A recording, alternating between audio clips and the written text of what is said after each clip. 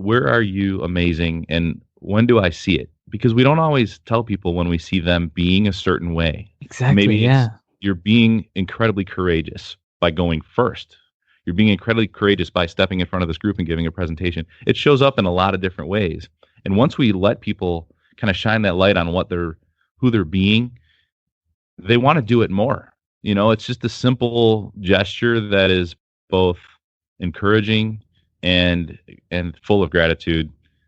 And I got to say, when we started practicing the power of acknowledgments at Tuthill, it was hard for me to give that deep gesture of gratitude to others. It was uncomfortable for me. Welcome to the Gratitude Podcast on www.georgeandbenta.com, where you'll hear a new story each week that will inspire more gratitude in your own life. Our mission is to inspire 100,000 people to discover how to feel gratitude and live a happy life through the amazing life stories of our successful guests and their actionable tips. And now, the host of our podcast, George and Benta. Hi, Gratitude Seeker. Welcome to a new episode of the Gratitude Podcast. Today with me, I have Chad Gabriel. He's doing an amazing project, and I'm really excited to have him here for you and for him to share what he has been working on and what he has found along his journey.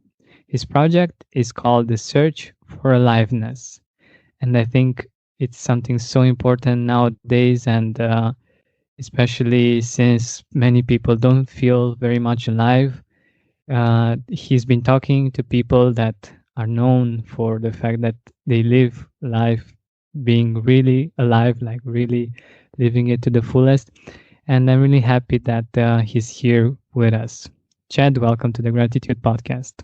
Thank you. I'm happy to be here. This is really exciting for me too, especially, just the fact that this podcast has a global reach, and the project we're doing is absolutely a global human initiative. That's wonderful. That's wonderful. So let us know a little bit more about your project and a few things about what you've learned while doing it. Cool.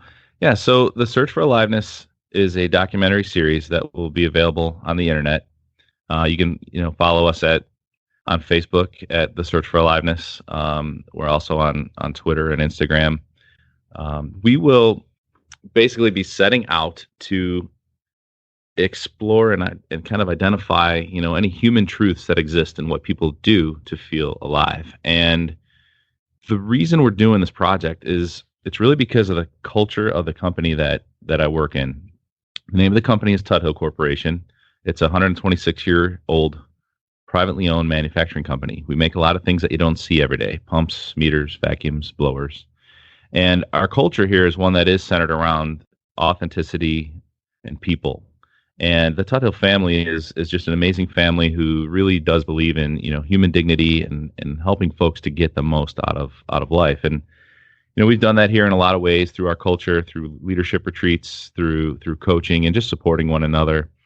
And as I've been here now nearly 18 years and have talked to so many people about the great things we're doing here culturally, a lot of people don't have exposure to that in their day-to-day jobs. It's a corporate environment. We have several factories, but my father's a restaurant manager. My brother is a postal carrier. They don't necessarily have access, like many don't, to things like this. So we're trying to take this concept of aliveness and all that we've learned around it outside of Tuthill's four walls into the homes of everyday people, and also to get perspectives of those same people on what they do, because we're not necessarily experts in it. We're just very passionate about it, very curious about it, and we want to gather perspectives from both the thought leaders that are out there in the space, including you and several people that you've had on your podcast, as well as just people who are regular people like you and I who have unique perspectives on the different areas of aliveness. And so that's where we're at now. We're actually in the process of going out and sitting down, interviewing these people, and we just released the trailer for episode 1, which is going to be coming out at the end of January. Wonderful.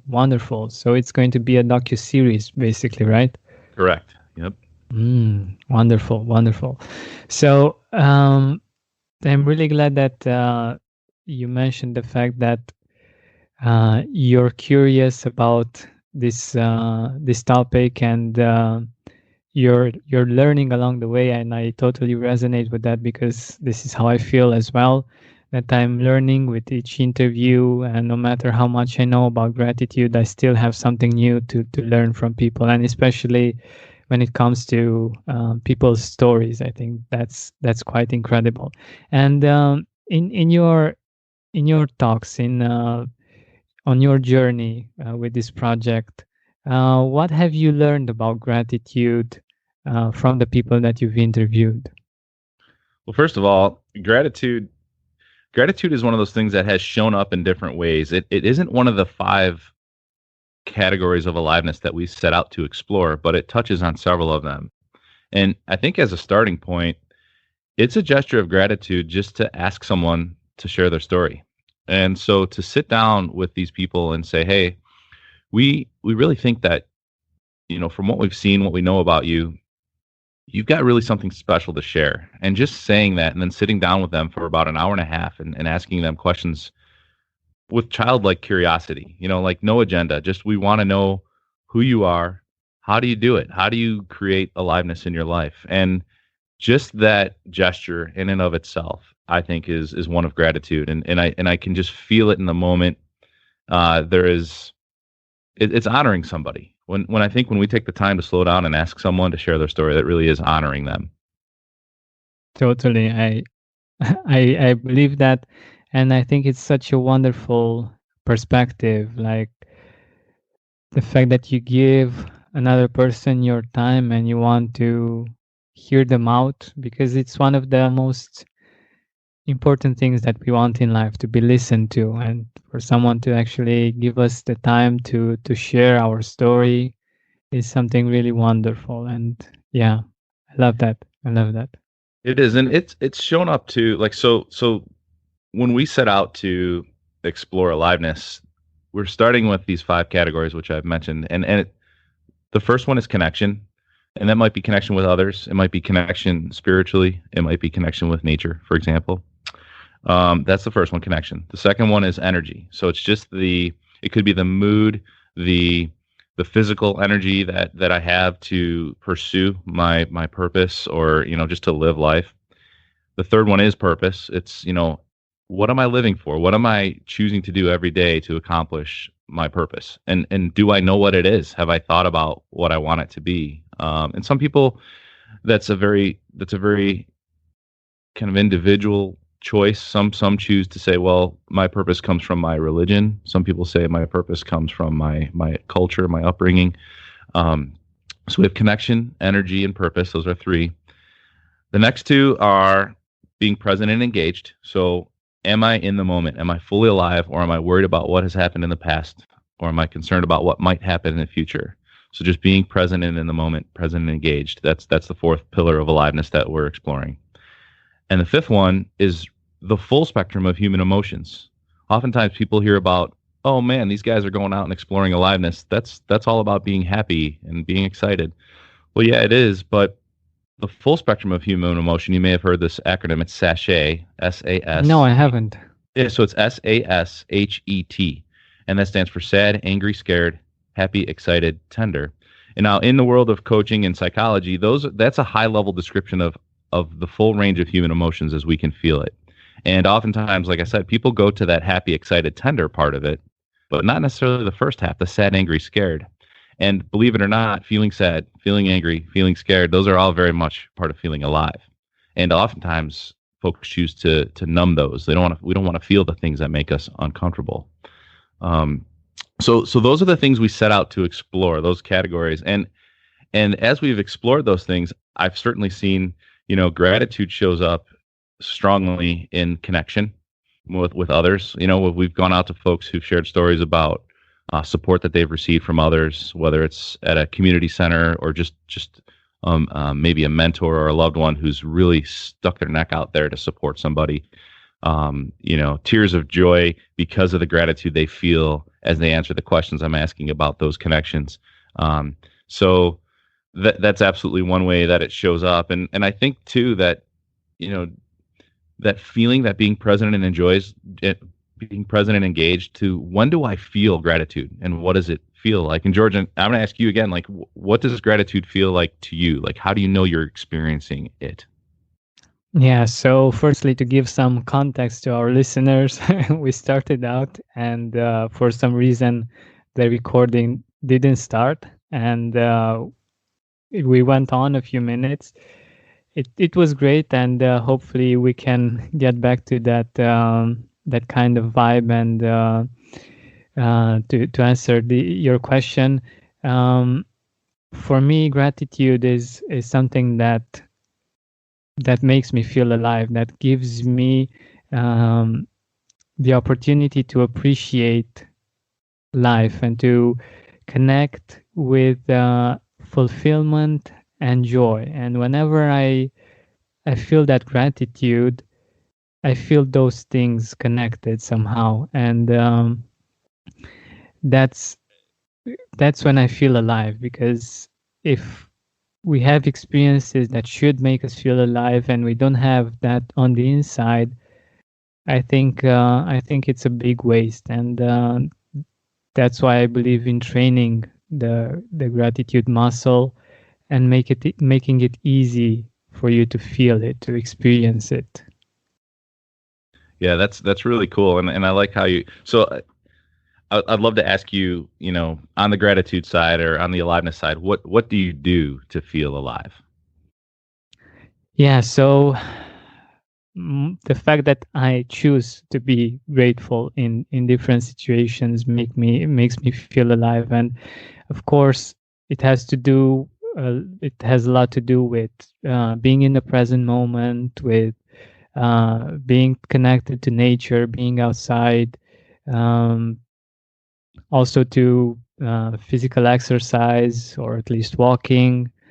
Um, but getting perspective also is very helpful with gratitude and with feeling alive, because we have it so good sometimes, but we just don't realize it. Oh, absolutely, absolutely, and thanks for sharing that. Yeah, that feeling of gratitude is something that I think can slowly fade away as we start to take things for granted. And on this journey for the documentary series, we are traveling globally. We've gone out intentionally to see, how does someone who lives in extreme poverty and has nothing when it comes to material goods find aliveness. And so we went to a little town called San Pancho in Mexico. It's about 40 minutes from Puerto Vallarta, Mexico. And so we went out there to explore aliveness with a young woman named Anna. And Anna lives in a very small, I don't know if I would even call it a house. It's a small space that I think I would maybe describe it as a shack. I don't know if that's offensive or not, but it's small, and she shares that space with 4 other families. And she makes jewelry for a living, which the community center taught her how to do. And she's found aliveness in that craft of making jewelry. She's found it in the connection through her community center. She's found it by spending time in nature, and also by taking care of herself. She's a single mother with a young child, who, like I said, just can't go to the store and buy something. Nor are there really stores to go buy something nearby and accessible. So, and we'll be going out to Zambia in Africa in January to learn a little more about orphans and some of the people who've done mission work. And what's amazing is, regardless of how much stuff we have or don't have, we do have the gift of finding aliveness and gratitude in others. And it's honestly, like you said, being present and engaged and knowing that feeling of gratitude or joy. And sometimes it's sad feelings too, but like, hey, I have an appreciation for what I have right now. And it's like, I have an appreciation for having my life and the people in my life, and making that choice to notice those things, because it is easy sometimes to get caught up and take things for granted. And if we're intentional about, like you said, like choosing to be grateful, that's a bold intention that you have. And not everyone says, I'm going to choose to be grateful, to live that life. And it takes, like you said, it's a muscle. We have to exercise it. And talk to me. I'm really curious on the gratitude side. I've heard a number of stories about people finding happiness because of gratitude. Like saying thank you to somebody actually makes you happier. Do you know much about that, or could you share anything about that with me? Yeah, so one thing that I recommend to our listeners all the time is to make it intentional. Like, for instance, we've been taught to say thank you Mm-hmm. since we've been children, um, but we haven't been taught to actually feel it. And one of the things that I love to recommend is to actually feel the gratitude when you say thank you for something, and not just say it because it's polite, but actually feel the fact that that person really helped me in that particular moment when I needed it. And it's something, it could be something as simple as, I don't know, for instance, a couple of days ago I was at the supermarket, and someone helped me. I had many groceries, and someone helped me with the cart, yeah, the Mm-hmm. shopping cart. um, and for me in that moment, it was really cool because I wasn't able to do this by myself, and I said thank you, and I was grateful for that person, that she was there and she was able to help me even for just a bit. It was Well, something yeah. really simple, and that made me really grateful for something really simple. And I think that when we integrate gratitude in different parts of our life, we get to feel more alive, actually, and we get to see that there are these small things, these small miracles that are happening, that we just need a second to appreciate, and to actually um, take that time to be aware of the fact that it's something that we can be grateful about, and not just say thank you, or you know. Mm-hmm. So yeah, that's where I believe that gratitude can have a really big impact on our happiness, because the more we look for these things and we see them, we get the perspective that we have a not so bad life after all, and that even though there are challenges and bad things that happen, there are still many amazing things that are happening each day. And another thing, for instance, that I'm doing right now, there is this series of 12 episodes in which I take the gratitude seeker on a journey um, throughout the year. Like each episode represents 1 month of the year, Mm-hmm. and we remember the things that we that happened in that particular month that we are grateful for. And at the end of the year, you get a, and of course we write it down, and at the end of the 12 episodes, you get a whole new perspective on the year. You understand that the fact that you were able to find three things from each month, that means there are 36 things that were amazing in this year, and you start your year from a Well, different perspective, you know. yeah, that's really cool. Really cool. Very intentional.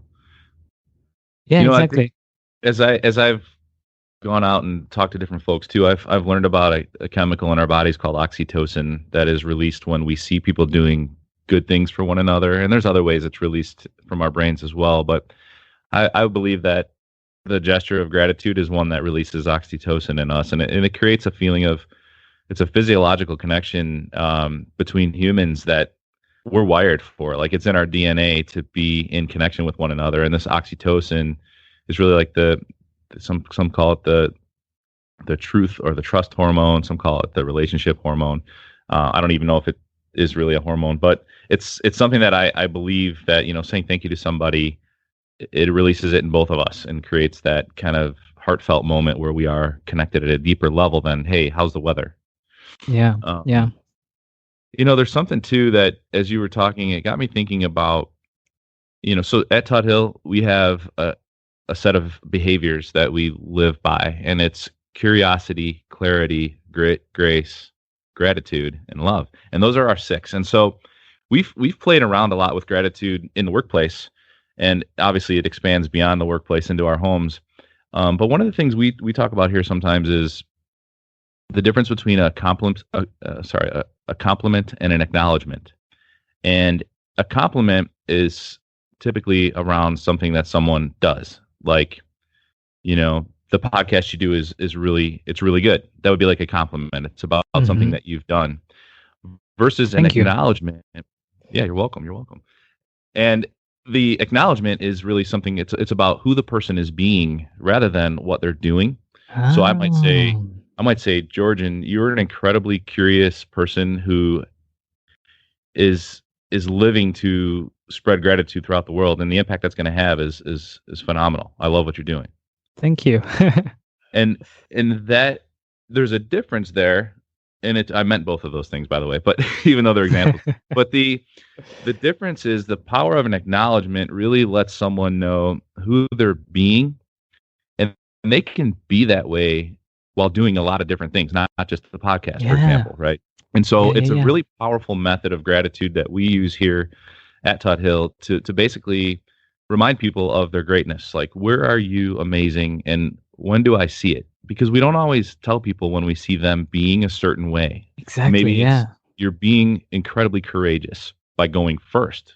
You're being incredibly courageous by stepping in front of this group and giving a presentation. It shows up in a lot of different ways. And once we let people kind of shine that light on who they're being, they want to do it more. It's just a simple gesture that is both encouraging and full of gratitude.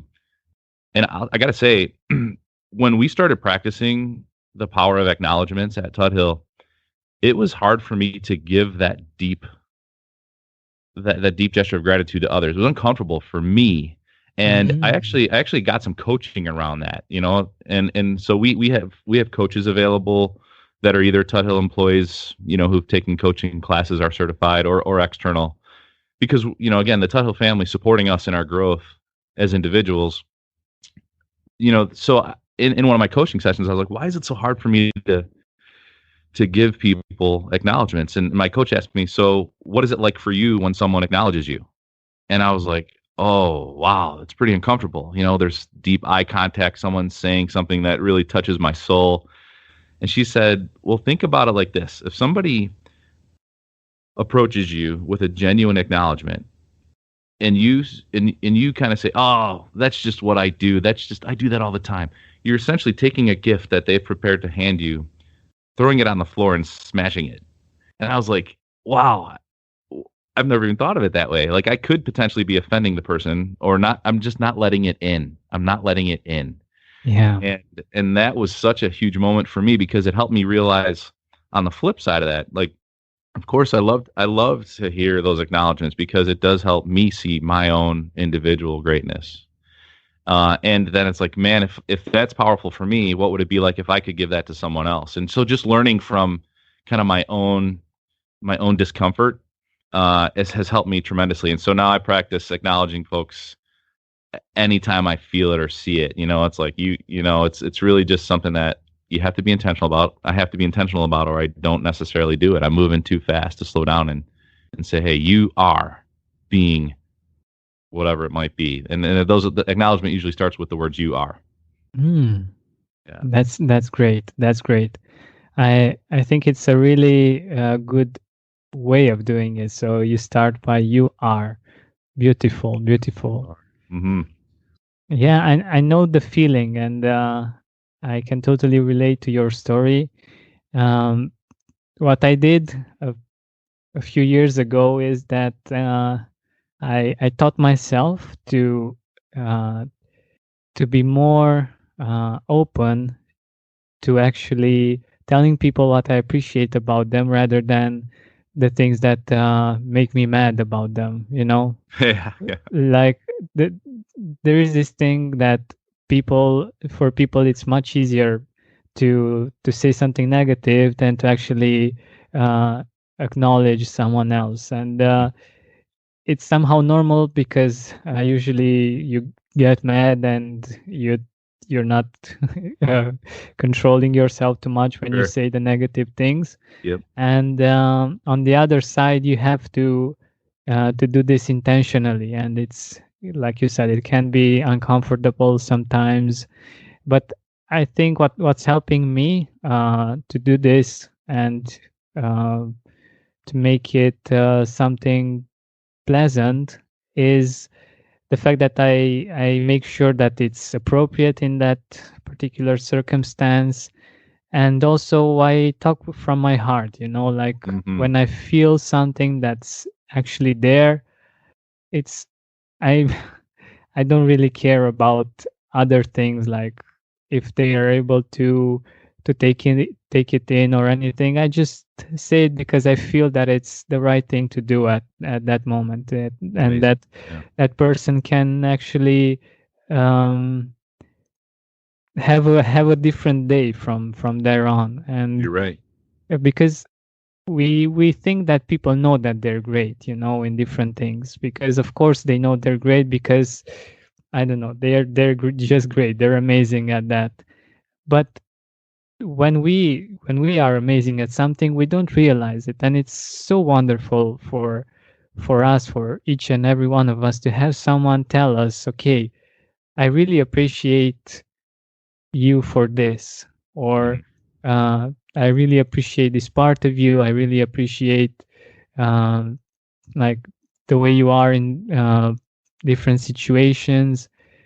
And that actually helps that person to see it, to be aware of it, because we get used to the positive things, the things that we do naturally, and we don't realize them. And it can really make people's day. No doubt about it. And I think just thinking about what you said too, and in a number of our in our retreats, we explore behaviors and patterns of people. And it's funny, we as humans, we have a lot of stories running through our head. I'm not good enough. I didn't earn this. Yeah. Um, there are things that go way back to our history. Like when we're children and being raised, like we do have a lot of stories running through our heads, and to hear people share when they see us being great or not, living into those things that are in our head, it really helps us to kind of take a turn and to see the brighter things in life. Exactly, exactly. So what I'm really curious about is, how did talking with all of these people change you? And if you found more gratitude in your life, for instance, or Uh, of course more aliveness. Certainly, I think it starts the biggest piece of gratitude that I feel is being thankful for the 600 people at Tut Hill and the leadership at Tut Hill who've trusted my team and I to go out and do this project. Not at all to make more money for the company. This is not a project we're doing as a marketing initiative. This is a philanthropic effort. It's a almost public service thing. We're just going out to share our culture, and the people who are working in our factories and in our offices are making this possible. It's one of the ways that Tut Hill is choosing to invest its profit so that we can do great things in the world, because our purpose is to wake the world. And so Wow. gratitude that I get to work at a company like this and be a part of something that will last well beyond my time on earth is something I'm deeply grateful for. Hmm. So that's the first. The second is that the people who've let us in to hear their stories, just the fact that they said yes to the project. We're not paying anybody to sit down and spend a half a day or a day with us, with all the footage that we're getting and the time we're spending interviewing. None of them have asked for a dime, and they've done this on their own time, and they've loved it. So I'm really grateful that people are willing to share their stories for a project like this. And we're not done. We're still casting for some of the roles, and we're trying to get more diversity. Being I'm a white male in the United States. There's diversity around me, but my personal network is not very diverse. And so right now we're really trying to get a more diverse perspective. And that we've gone to Mexico. We're going to Africa. We're going to get a global perspective, but we also want different races, religions, things like that. And so for any of the listeners out there who would love to see what other roles we're looking to interview for, go to the searchforaliveness.com and click on the casting call button to see which roles we're looking to fill. And if you have a story about aliveness that you think fits the categories I described, and it's not on that list, there's another button on that page that you can click on to share your story that we'll consider. So, um, the diversity is a piece we're trying to get now. So again, thank you for the people at Tut Hill. Thank you for the people who are, in the project with us, and really just thankful for my team for making this happen and having the courage to say this is a project that we think is going to be impactful. I know it's going to take extra time. It's going to take late nights and weekends, and it's going to be stressful at times. But the fact that, the director, who's Vito Pelicano, and our director of photography, Erica Magda, the fact that they've been so committed to this project to help get it done too is where I'm at. So much gratitude. It's a big project, and it's an exciting one too that I think is going to be really impactful as people watch. That's beautiful. That's beautiful. So now that we are nearing the end of our time together, tell us, where can our audience find the docuseries, and when will it be live? We're going to try to channel folks through the searchforaliveness.com, because we'll also have extended, discussion panels and things like that, additional follow-up videos to kind of deepen the learning. We want people to watch it and to be entertained and to learn. We also want them to slow down, and think about what they just saw, so that they can start to maybe practice some of the things that they learned or that they just saw in the episode in their own lives. And that's really, it's like I said, we're not trying to make money. We're trying to have an impact. And I think that if people slow down and think a little bit more about what they can do to create aliveness, and then practice some of those things, this will be a really successful project. Hey, Gratitude Seeker, thank you so much for taking the time to listen to this interview. I really appreciate it. And if you could think of one person that would also benefit from it, share it with them. It might actually be the inspiration that they need to make their day, or maybe even their life, much better. Thank you so much once again. This has been Georgian Benta. Don't forget to keep seeking and spreading gratitude. My name is Anthony Capizzoli. I am the host of the Dismantled Life podcast, and I'm a recovering alcoholic and drug addict after nearly 40 years of addiction. I have been clean and sober for nearly 4 years and work hard to help others find recovery. Join me each episode to learn from my sober superhero guests and how they went from the darkness of addiction into the sunlight of recovery. Dismantled Life can be found on Digitent Podcasts, Apple, Spotify, or wherever you get your podcasts.